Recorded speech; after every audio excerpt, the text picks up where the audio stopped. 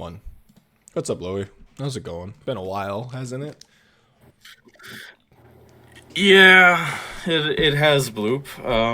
We've had the experience of not knowing what a dead week is and having events overlap, so that's a fun experience. Yeah, it was really fun. So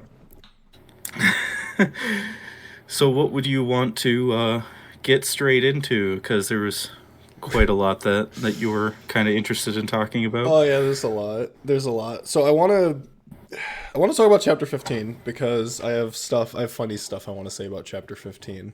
And I kind of want to look at the Yeah. I've been preventing myself from looking at the Ave Mujica operators because I wanted to save that for a Crushcast. Because all I know about them Mhm. is that they have stupid talents that were designed by a 4-year-old. So I'm excited to see whatever those are.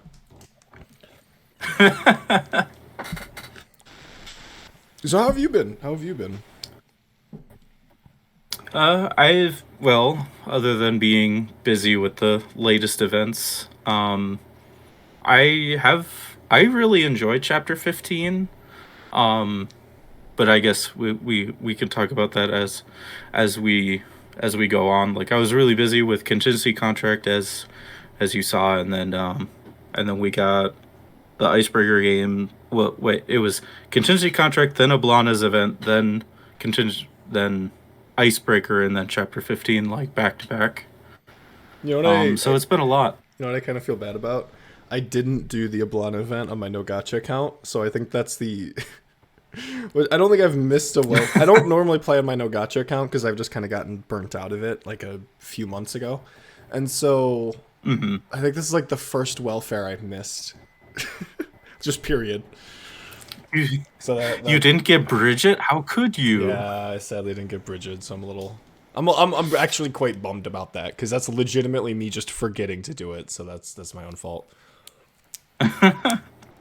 But that event was fun. It Ah, had well. some good Yeah, mechanics. I didn't do the yeah. EX8 stage though because I think I tried it and I'm just like I'm tired. I'm not gonna I'm not gonna finish this. yeah. The event was really good though. I really enjoyed that event too. Hmm. Yeah, the mechanics were really nice. I like the whole sight thing. Of course, it's so that was like a month ago, so it's like we're trying to if we try and talk about it, we're not gonna really do anything. So let's talk about more recent stuff. You want to let's talk Yeah, about chapter 15. yeah. So, how was your experience with chapter 15? I had a lot of fun with it. It was ugh, excuse me. I wish I was streaming it because God, it feels like a streamer bait event. It's like if you have no idea what the mechanics are Yeah. going in, it's like you open one of the stages and you're like, "What the fuck? The UI is against me." Priestess is deploying operators like I was literally sending messages in Discord just like, "Oh my god, this is poggers. Priestess is deploying enemies like I would deploy operators. Oh my god, this guy is a vending machine enemy. This is ridiculous." And then you have Yeah. it's just like, "Oh, this caster, he stops your DP production." Like, "Wow, what a unique and innovative mechanic. This is really cool." And it's like, damn, I wish I was streaming it cuz it's such a it is such a creative, not event. It's a very creative chapter. I really enjoyed it. Yeah, for sure. And The I really enjoyed it too. But I do have a few criticisms of it.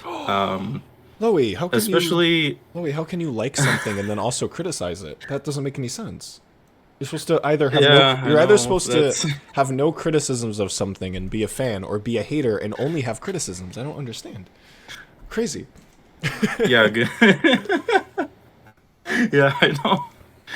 Um so my main criticism, even though that I thoroughly enjoyed it, was that the priestess's hand, a lot of the tiles that especially early on in the chapter, I think it got better as as the chapter went on, was that the tiles that the hand was going to play stuff on, I already deploy operators on because they were like the most logical placements for my operators. So it's like I countered the hand without even trying. I agree, and I think that's intentional.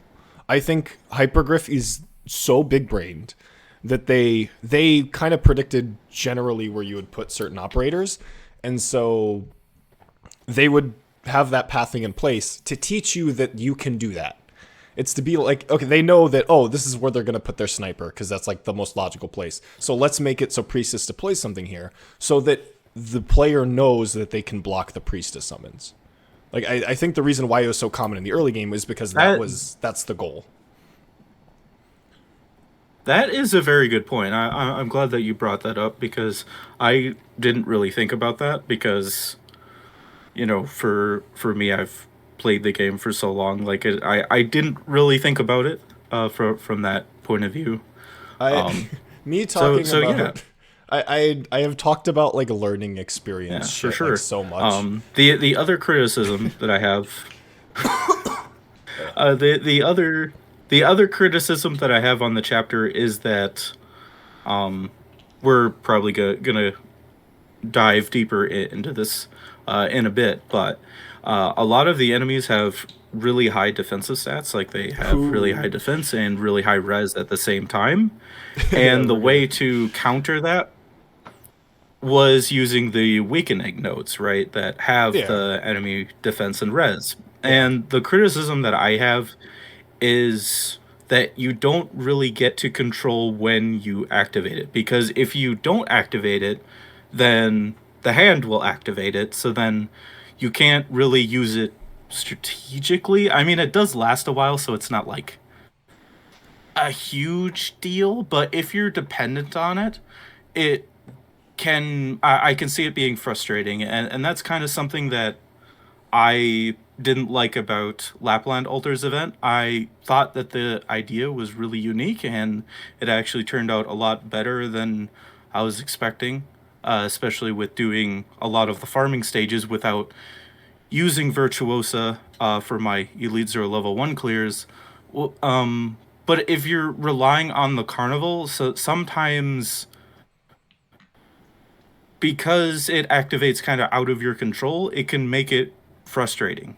I've had the exact same experience in Chapter 15, where it's just like, it's always so awkwardly timed because you want to save it right when the enemy shows up. And so the enemy will approach, and typically about maybe 2 or 3 tiles before they actually do approach, Priestess will activate it. So you're forced to activate it in a really awkward timing where you're like half of the duration is going to be up by the time the enemy gets there. So it kind of goes against what what like you actually want to use it for. And it feels more like you're not activating it. You're never activating it because you want the buff. You're activating it so Priestess doesn't activate it. And it just adds this extra like layer of jank to the stages. But generally it was fine. Generally, I didn't have that big of an issue with it. But especially since, like you said, it's kind of required for beating the enemies, it does just kind of feel really weird when you're relying on that defense buff to like get through something. But as you were saying with the really high stats, it's funny because I think I made this joke in Discord. It's like the more they stat creep, the more I get to use Franca, so I'm not even mad. Because Franca is so good in this chapter. She is so good in this chapter because she can because the golems they don't do that much damage. The main issue is if you just can't put anything in splash radius because your medics won't be able to heal in time. But if it is just Franca, a medic, like even like a weaker medic, like just Franca can deal with like all of the golems and it's fine. And also because of the insane stat creep, crushers are very, very good because they're probably some of the only tools, the non-elemental damage tools that can consistently get over the enemy's really, really high defense, because all the enemies have really high defense and res, but they have like no HP. And so it's really funny to watch like a pretty decently statted operator like struggle against an enemy, and then when Chime's just 3 shots to the enemy. Right. Yeah. It's so bizarre, but I appreciate it because although it is stat creep, because I think I was talking to someone else on Discord about it. I was talking to Azzy. If you're watching, you're probably watching this, Azzy. Shout out to Azzy. Subscribe to Fish Posting. He was telling me that he doesn't think that it was stat crept, and I'm just like, nah, man, nah, bro. You were using 6 stars. Invalid opinion. Invalid opinion. No, to be serious, to be more honest, it's a very interesting kind of stat creep because it's technically not stat creep because yes, the defense and res went up, HP did not. Because we've experienced in previous events, we have the we talked about the Saltfin. Saltfin fucking sucks. We talked about the little flying orb guy with like a bajillion HP, the worst enemy in the U event. And though they kind of follow this like weird anti-WIS'ADEL design of no defense, no res, way too much HP. But every enemy in this event is the exact opposite. But the thing is though, is that it requires that you bring very specific solutions to a lot of these problems, which I'm not against. I think that's fine. I just find the tools to be a little too specific, if that makes any sense. Because it's either you bring elemental damage, or you have to use like immense debuffers on like every stage, and so it makes the it does make a lot of the stages feel very samey. But that's not that bad. I did have a good time with the event because I have the counters to the creep. You know, it just I don't know. I guess I can't really say that like, oh no, a poor new player coming into the stage because they technically shouldn't. I don't know why they opened chapter 15 for everyone.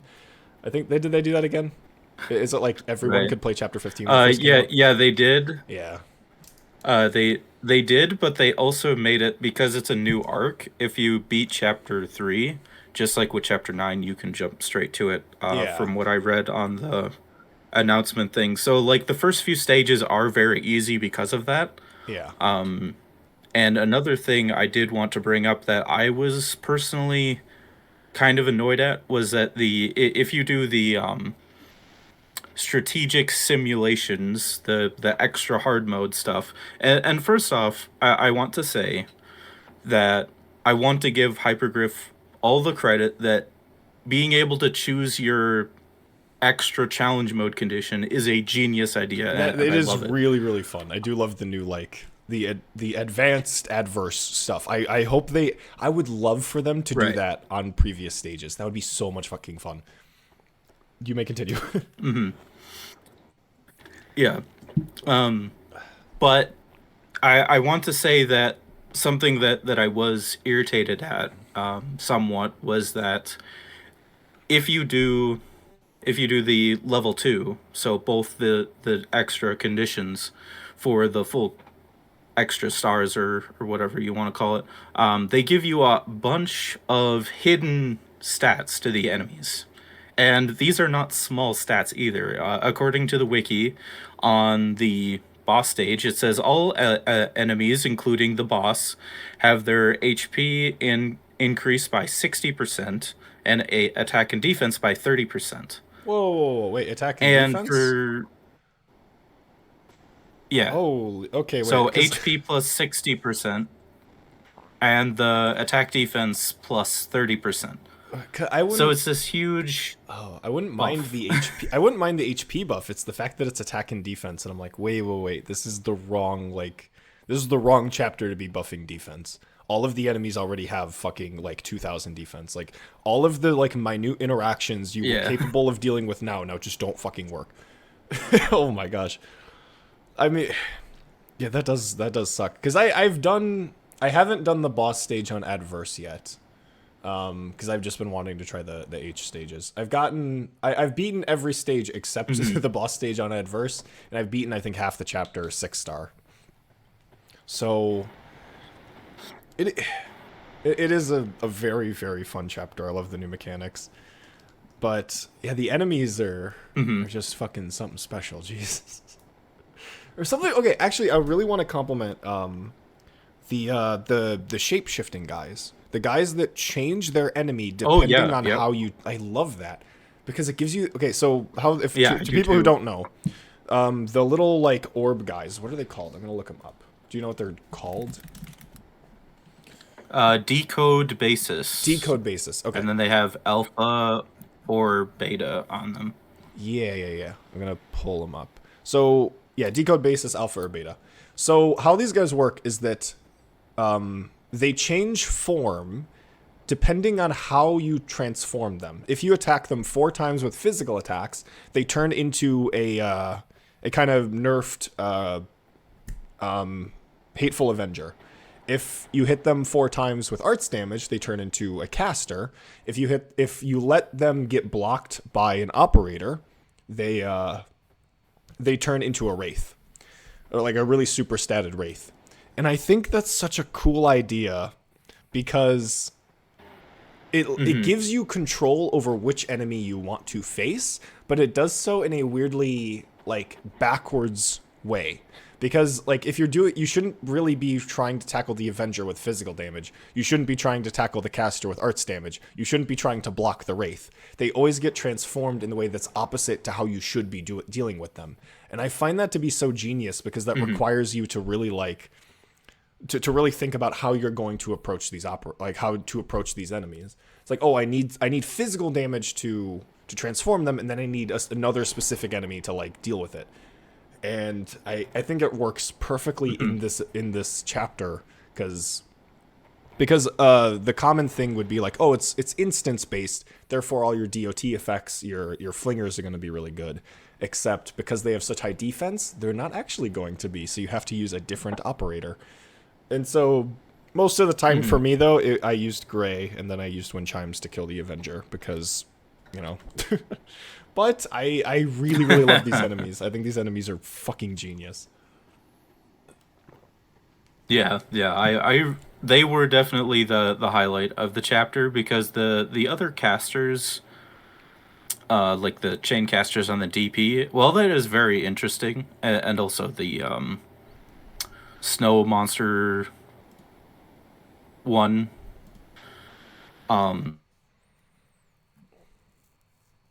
Defense and red. I don't know. They kind of. Oh, you cut out a little bit there. Oh, sorry. It's all right. That the other casters of this chapter, even though that they had really cool ideas, like the chain casters locking the DP and the other one, the snow monstrosity one that locks a tile. I think those are really cool ideas, but I kind of feel like their defensive stats kind of made them more irritating to deal with rather than being like as cool, for a lack of a better word, than they should have been. Yeah. Okay. This is like it kind of took away from it. This is me being biased. I didn't have any problem with either of them because they have like no HP, and Crushers have around 1600 to 1700 attack, so they very easily get over their defense. Yeah, so that's true. That's a me thing. Yeah. That's obviously a me thing. But yeah, it's like other means are going to be quite difficult for dealing with them. I really like the chain caster guy because it gave me an excuse to use Project Red S2. It's like he comes out, he starts binding you, just Project Red S2, stun him, and then he doesn't do the thing anymore.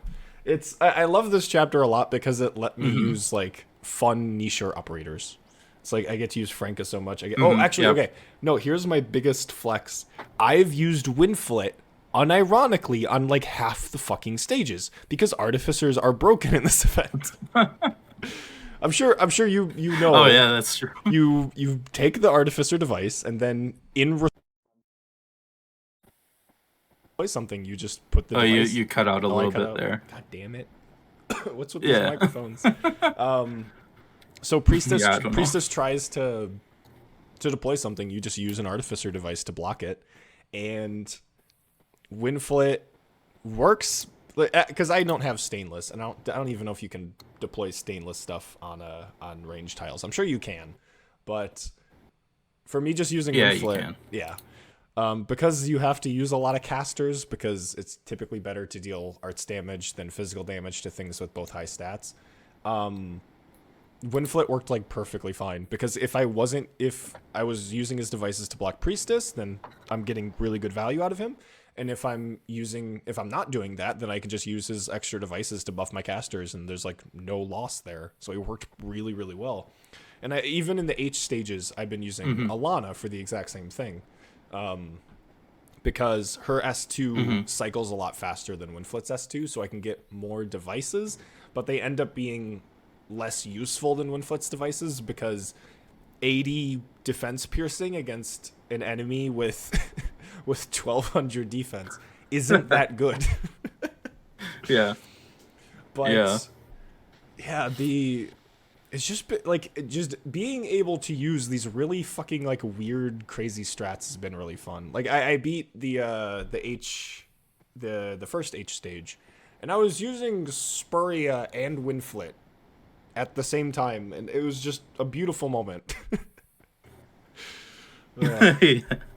Yeah, there was in my latest clear for Elite Zero level 1, I tried using Sand Reckoner because his summons can be placed on high tiles to block the priestess hand summons, but unfortunately I figured out a way to not need his summons for any of that, but like the idea was there. Okay. Yeah.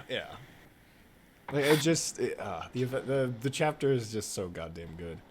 Although something I think's a little weird is the vending machines. Cause I remember on like the first stage, you see like the capybara throwing sodas at you enemy. Like that's the normal ranged enemy you get with every event. And I jokingly like said to myself like, oh haha, there's a vending machine enemy in the there's an enemy vending machine. That's funny. Haha, priestess. That's hilarious. And then the actual vending machine comes out a few stages later. It's just like, what? Why? All of these other enemies have such cool designs. They're so serious. They really like carry the tone of the chapter. And then you have capybara throwing sodas at you like an ostrich, an ostrich dog rush, and a literal fucking vending machine. It's so crazy. It kind of it reminds me of the Babel event where you have like the assassins that are like the serious guys, and then everyone else is just kind of like, what? Yeah, because you had like the guitar guys, the guy in the balloon, Casimira's knights wannabes, and stuff like that. So it was like. So it was like 2/3 goofy, and then you had like the serious part, and it's like, what? Yeah, it's not the worst thing ever. Also, the bomb guys, the bomb drones that like lock out your hand, they have little smiley faces on them. I think I'm gonna show that on the camera. Oh, really? They have little itty bitty smiley faces. You can't see this, but the people watching are. They have little tiny smiley faces, just because they're cute. And so it's such a weird kind of like whiplash. But I really liked. I don't know how it plays into the story of it, but all of the Originium creations are all referencing previous enemies, which I just find that to be so cool. Yep. I don't know why. Like even the decode basis, they bring back enemies you've already faced, and so the static Oneiroses being called static Oneiroses, like, hey, yeah, the chapter 5, like the chapter 5 or 6 Oneiroses. It's cool because these are like enemies that were kind of one and done. And so I think the Shadow and the Snow guy, like I don't know if that's just a general reference to Frost Nova, but I know it's one of the bosses from the from IS1. So yeah, it's like I think it was cool. it was really mostly cool. I think it was mostly a joke made by the community saying it was Frost Nova, but if you read the description of the mini bosses in IS4, supposedly that's like a corrupted Snow Priestess from Sami. Oh, okay. So Because to me, yeah, you see the mechanical similarities, and it's like, oh, it's like, it's Frost Nova. But if there's a more, obviously I don't know the lore, so yeah. if it is referencing something, I know that, because I see you see them in one of the IS4 Wander into Wonderland things, or no, that's IS3. My bad.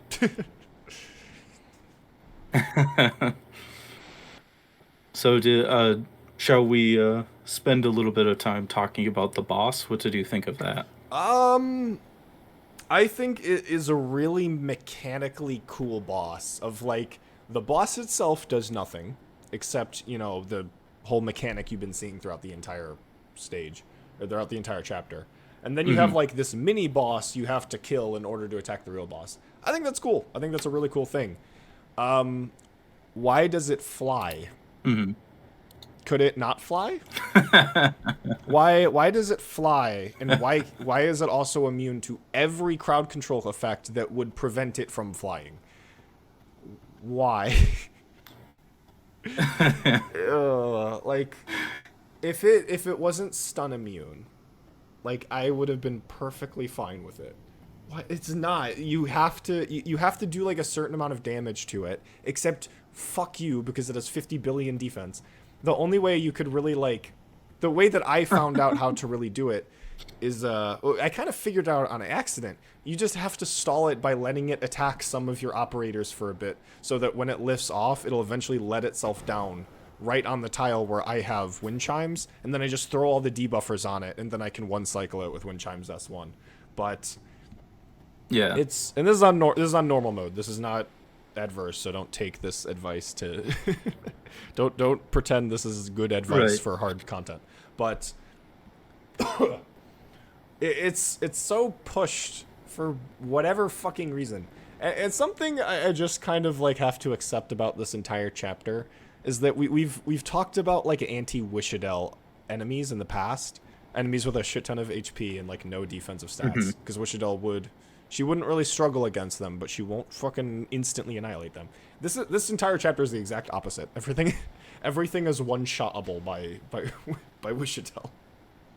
And I just it feels like it just kind of feels like that is what part of this kind of was, and it's just like, ugh, it's kind of lame. Again, the event feels like it's trying to really push it's trying to really push elemental damage and specifically WIS'ADEL. But again, and monster. Oh yeah, of course. But yeah, it's I had a ton of fun with the chat. No, haven't had, because there's still tons of fun to have. I'm not done with it yet, but I really, really enjoyed the chapter. I'm excited to continue playing it. It's a weird, like, yeah, I don't know how to really say it. It's just, I mean, it's kind of what I've already said. It's just like, I get to use niche operators I don't normally get to use in cool, creative ways, and I don't mind the stat creep because I properly have the tools to dealing with them.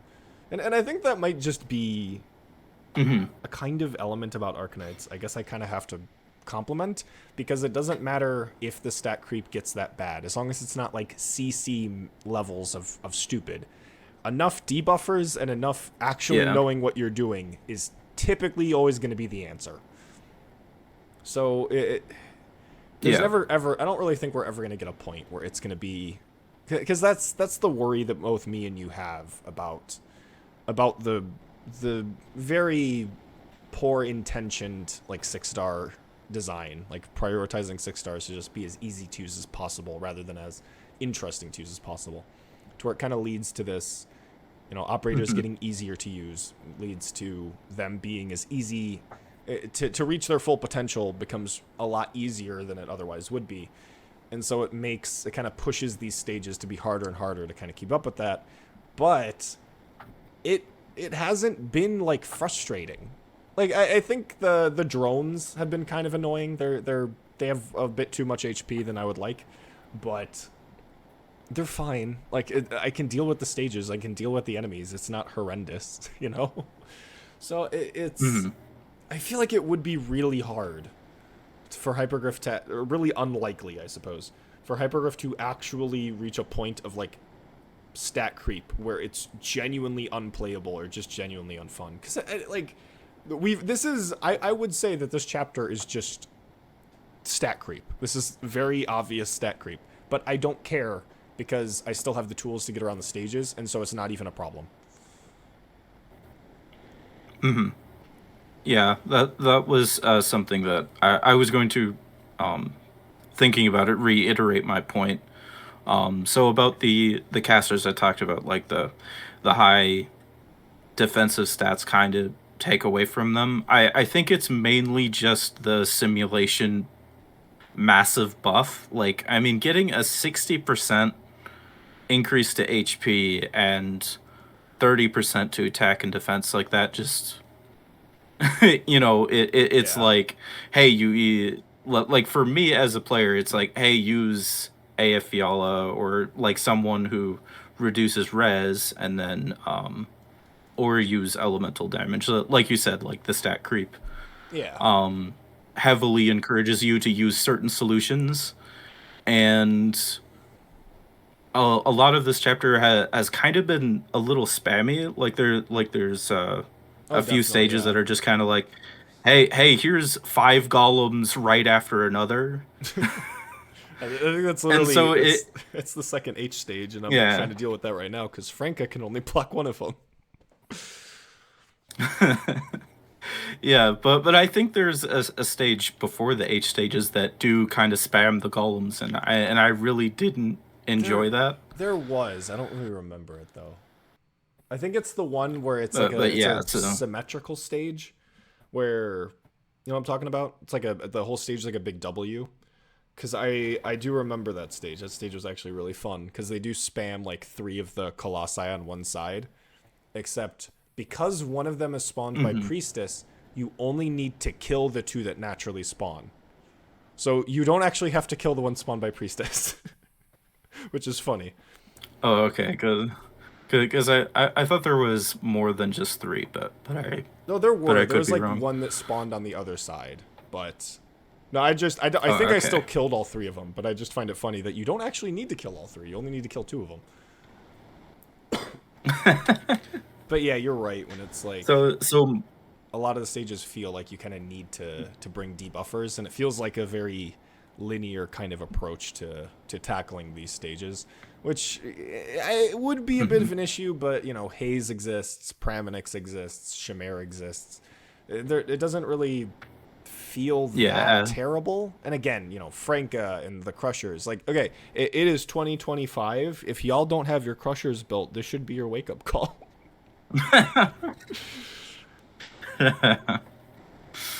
yeah, and then there's also for 4 stars, acid drop. If you have her built, Oh that yeah, yeah, yeah. she True. Yeah, can deal Acid with Drop. them too. Acid Drop, Project Red, um, and Telekia.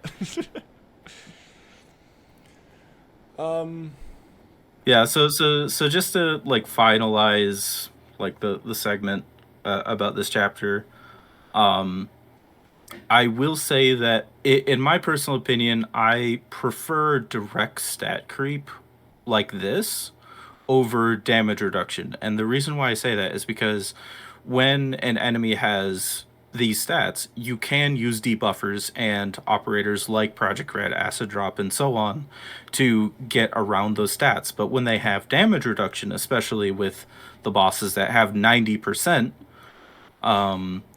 you can't really play around that. You're forced to either ignore the mechanic with elemental damage or true damage, or you have to interact with the mechanic. And like I mentioned at the beginning of this episode, with Lapland Altars event, if the mechanic is irritating or troublesome to work with, that leads to a frustrating experience because you are effectively forced to interact with it with no way of working around it unless you have those options that completely ignore that mechanic. yeah, And that is a big criticism of mine. Like Yu's event, his boss, the boss basically does nothing the entire time, but if you can't dedicate the squad slots purely to taking over the chopsticks and positioning the boss in such a way that he doesn't capture the chopsticks too, you are forced to just sit there blocking him for an eternity with, not much to work with. So Yeah. That is something that I do give a bit of credit for this chapter. No, I understand that. I think we could definitely have a larger discussion about what a stage mechanic kind of should be, like whether it should be a general theme of what the enemies kind of do, or whether it should be, should it be like, because when you're saying, like, I 100% agree with what you're saying with damage reduction, because in the case of Lapland Altar's event, that I love how that event is both incredibly good and incredibly terrible at the exact same time. It exists on both poles. It's not, nothing about it is in the middle. So, like, I agree with you that it's like, if you don't have the ability, if you can't just ignore the mechanic, you are forced to interact with the mechanic, which you're like, okay, well, maybe that's not that bad. But the thing is that it's a mechanic that is kind of out of your hands, especially the Lapland Altar event. But in the case of Yu's event, like, yeah, it's a very, it does take away from the enjoyment of the boss fight when 90% of the boss fight is stalling the boss and and just waiting for it to die. And so it's like, what is the role that that a stage mechanic should have? And in the case of Chapter 15, the stage mechanic, I would say the main stage mechanic is Priestess. That is just extra difficulty added to the stage. That is a negative stage mechanic. And typically how these kinds of, like, how these events are designed is that if you have a positive stage mechanic, if you have a mechanic that just buffs you, that means that the stage is just going to be harder. If you have a stage mechanic that is directly negative towards you, there is typically probably a tool that you can use to get over it. And so I feel that when you have that kind of stage has a tool that you can use to, like, near light, for example. The main stage mechanic is you can't see shit. And so you can deploy operators in a specific way, but they also give you a tool to let you put down, like, a thing of light. And so the main, like, that is an example of a mechanic that is purely negative, and you're giving tools to kind of counteract it, and you have to play smart around it. But the event itself isn't necessarily, like, the enemies without the mechanic suck, because they're all designed around the mechanic. Like, a lot of the enemies care about darkness. They care about being in darkness. And so you have to use the negative, you have to try and overcome the negative effect in order to deal with that kind of stuff. And I think those are typically going to be the better designed events, the events that feel a lot more fair. In the case of, like, episode 15, the only tool I guess you really have to counteract Priestess is to just to deploy stuff before she does it. And I do think that legitimately gives the event, like, really cool gameplay of, like, hey, I have to manage my artificers in this cool way, or I have to place my operators in a way. I have to learn where she places things before she does it. It's a really cool kind of gameplay loop that I do genuinely enjoy. But again, you also have the general theme of everyone has a shit ton of defense and everyone has no HP, and it's like, okay, how do I, like, yeah, like, the reason why I guess it doesn't matter to us is because we can just deal with that. It, like, that is like the near light darkness. It's not a very creative near light darkness, but that is the near light darkness of the event, because we have the tools to get around that, and it's more about using those tools to do so. But in the case of, like, the Lapland Altar event, where it's like, I guess it would legitimately be like, imagine if none of your operators in near light actually generated light, and you had to use the little squares to do so. It feels, it's so forced onto you. It doesn't feel like something you're trying to overcome. It feels more like something, it feels like an extra chore that you just kind of have to do, rather than being able to engage with it in a creative way. And I think that is, I suppose a better way of putting it would be, you need a negative stage mechanic that plays with Arknights as a tower defense game. If you are introducing a mechanic that requires this extraneous thing to the natural tower defense mechanic of Arknights, then it's going to kind of clash a little bit. So in the case of, like, the Vapidities and the Sapidities for the U event, it's like, yeah, I guess this is in the element of a tower defense game because these are enemies, but it adds this extra element of gameplay that isn't innate to, I guess, the tower defense nature of Arknights. I don't know how to word it. It's definitely it's weird. Yeah, for sure. And for the credit, for the record, I actually thoroughly enjoyed Use Event. It's just the boss that I No, really I do. didn't enjoy dealing with. Like, I don't think there is a Yeah. bad Arknights event. Like Arknights events have issues, but that doesn't mean that there's a bad one. Like Have you played Hortus D Escapimo? okay, there's one event with Escazimo? bad mechanics, and I think yeah, Hortus de Escapismo is the epitome of here is something that is so antithetical to the core gameplay of Arknights. Here's just you like babysitting shit. Because yeah, I think that is the thing. This has the main mechanic of Hortus de Escapismo is here's citizens that will just fall into holes. So you need to babysit them by allocating your resources to these extra things. It doesn't play like a tower defense game now. You're just babysitting something. It doesn't add extra depth to the gameplay. It is just you need to spend more resources to play the game. Which maybe that is actually the thing. When you are forced to just expend more resources for no reason other than to just kind of play the game, that's when it becomes less fun. Because now it feels less about you interacting with the mechanics and more about you needing to pay an extra tax to play the stage. Because like the strategy for Hortus de Escapismo is just use a bunch of flag bearers. So you have enough DP to avoid the guys stealing your DP. And so you have enough DP to activate the prayer things and to place down the bridges. It's just such a frustrating event because it feels more like you're just being taxed for playing the game rather than playing with something in a more interesting way. So maybe that's a better way of putting it. Yeah. Yeah, I think that is a good way of putting it. And what is really interesting about Hortus is that the enemies, generally speaking, have lower attack stats. So they did try to make it so that, you know, the higher the faster you deal with the enemies, the less DP they'll steal from you, and then that will allow you to have more DP to, you know, deal with the civilians and the other hazards on the stages. It's just that it turned out it is basically the event that I would say that I would even go so far as saying that I hate because of how it was designed, like how unfun it was for me personally. And what is even crazier is that for Elite Zero Level 1, it turns that pain to be like 10 times as much. Like I tried to do HE6, and if you don't have the stats to kill the enemies and you have to worry about survivability, that adds so much to how unfun it is. But yeah, that's just Elite Zero Level 1 stuff, so... I guess when because I am thinking about how I said like events that tax you feel like shit, but like Chapter 15 does have tax mechanics, like the enemies, like hey, literally all of like the elites are designed in a way to tax you.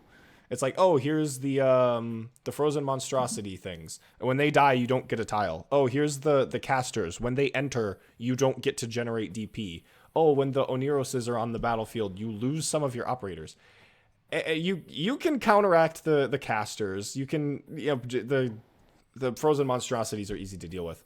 The Oniroses you can't do anything about. You are forced to deal with that. Yet for some reason, that feels better than Hortus de Escapismo, and I don't know why. Like I think maybe there is no rule for it. Maybe me trying to find like a generalized rule is the wrong thing here. Maybe just first, like it is just a matter of stage design. Like Hypergriff doesn't just spam you with Oniroses. Like maybe it is just a matter of how they design the enemies and how they approach. Because the core, I think that is a big part of it. And the other thing with Hortus is that it very, like, it heavily encourages you to, and in some cases, depending on how your account is, forces you to bring more vanguards than you are used to using on any other event. And I think that just really takes away, because then it's like, oh, I have to bring X number of like 3 vanguards to deal with just playing the stage, let alone, but like it takes away your options, I guess, Yeah. I think that in a very unsatisfactory way. exactly. I think that might be the generalized rule. It's when a stage mechanic is designed to be approached in a very direct linear way, that is when it is not fun. When there is one solution to the problem, and that is either to just interact with the stage mechanic or completely ignore it, or when you're forced to invest more resources into it than you otherwise would. Because that's the thing with like Hordes de Escapismo. I don't want to bring 3 vanguards, but no, you have to bring 3 vanguards because you don't get any fucking DP. In the case of Yeah. in the case of like use event, it's like, oh, you want to deal with the boss, well, you have to deal with it in this one specific way.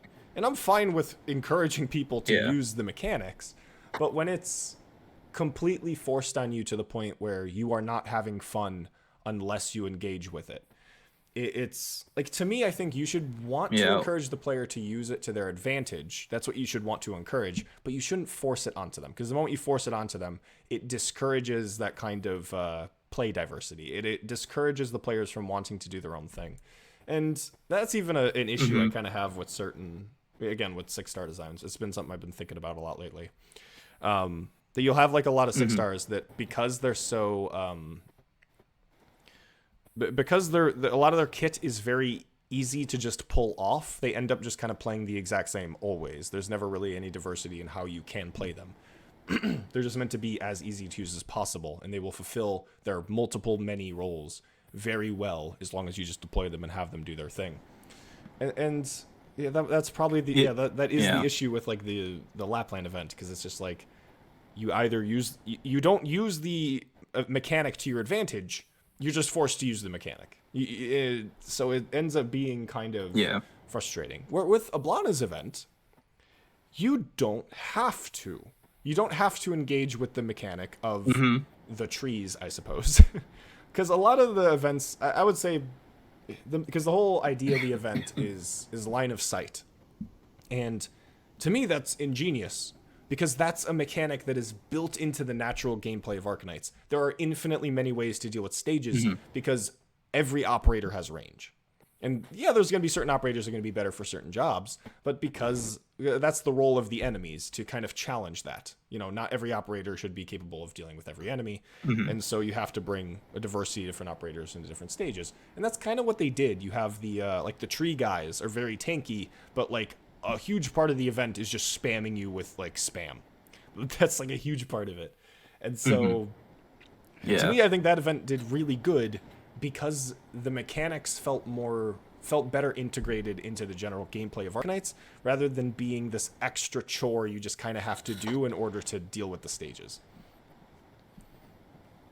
Yeah, the other thing about Ablana's event too that I really liked, especially compared to some of the previous events that we have talked about, was that for the eggs, you know, like you said, like the hot, super high HP stat stick enemies, I really liked how they made it so that if you use the mechanic properly, or in a strategic way that keeps them in the line of sight, you you have the choice of doing that, or if you have a powerful enough roster, you can ignore if you would like. So it's like, you know, it's kind of one of those things where it isn't forced upon you to use the mechanic. And sure, it makes it harder for yourself, but if you have good enough operators and stuff, that isn't a big deal. But at the same time, you aren't forced to deal with those stats. Like the Salt Fins, like imagine if the Salt Fins had a mechanic that's like, oh hey, they have like 30,000 HP for the normal versions, but they have a mechanic that made it so like, oh well, during this thing, then they double their HP to be or more than double it to be that 70,000 HP, and that's kind of like the difference of, you know, instead of just having straight forward stats like that you can't work around and you are forced to deal with no matter what, it feels so much better to have an interactive way to mitigate some of that in an intelligent way rather than being like, hey, here's the enemy, this is what you have to deal with it. Yeah. Like, maybe for, like, the salt fin example, it's like, while they're on the salt, they take 50% less damage. Which I know we're getting into, like, the damage reduction thing, but it encourages you to position properly. You know, Right. it kind of leads to, like, a challenge. It's like, oh, if you block the salt fin while it's on the salt, well, all of the other enemies are going to drown in the salt, but the salt fin's going to take reduced damage. So now that's an extra issue you have to deal with. And encourages you to That would have been in, cool. in cool ways. And obviously that falls into the damage reduction trap, but it's really easy to just let it on the, on the field and just deal with it that way. And so something that can be that, integrated into, integrating into positioning is the easiest thing to do. Just like when an enemy is here, do a thing. When an enemy is here, do a different thing. If this enemy is being blocked, it is less powerful. Like, it's so easy to just encourage players to kind of change up how they position things. Okay. Well, since we're kind of, do you want to get into the? I want to get into the thing. I want to get into these things because, goddamn, I can't tell them apart. Yeah. Yeah. So my summarized thoughts is that I did really like the chapter, but I felt like more could have been explored also with these ideas. And because it's a main story chapter, I kind of have a feeling like, unfortunately, it's going to be mostly a one and done thing. Like, if they maybe had like one other enemy that you could interact with in an interesting way, like that could have added even more to this idea, like the cool ideas that they had. The other thing that I didn't like about the boss specifically is that it has that time gate. I kind of wish that they would have made it so, like, hey, you have the mini robot leak and that is how you lose, rather than being like, hey, you have a timer just because. But they could have that's just more my creative opinion, with that, because it's very, like, because how it like flies around, it's really slow. Like, I could have agreed it's like, oh, 3 laps and you're done. Or you could even make it like, why not take advantage of the fact that Priestess spawns things that don't count towards the enemy count? Why not make it so after 5 minutes she starts spawning things a lot quicker, and maybe after, like, I don't know, 8 minutes, or I don't know how long the timer is, but maybe after like 10 minutes or something, she's just spamming colossi. So you, like, every 5 seconds a new one spawns. So it's like you have a little extra time. You can you can deal with it. It's not just instantaneous. You lose, because I think the time gated bosses would be a little better if we had a fucking timer, but like, you could have done something more. You could have done something more interesting. I agree.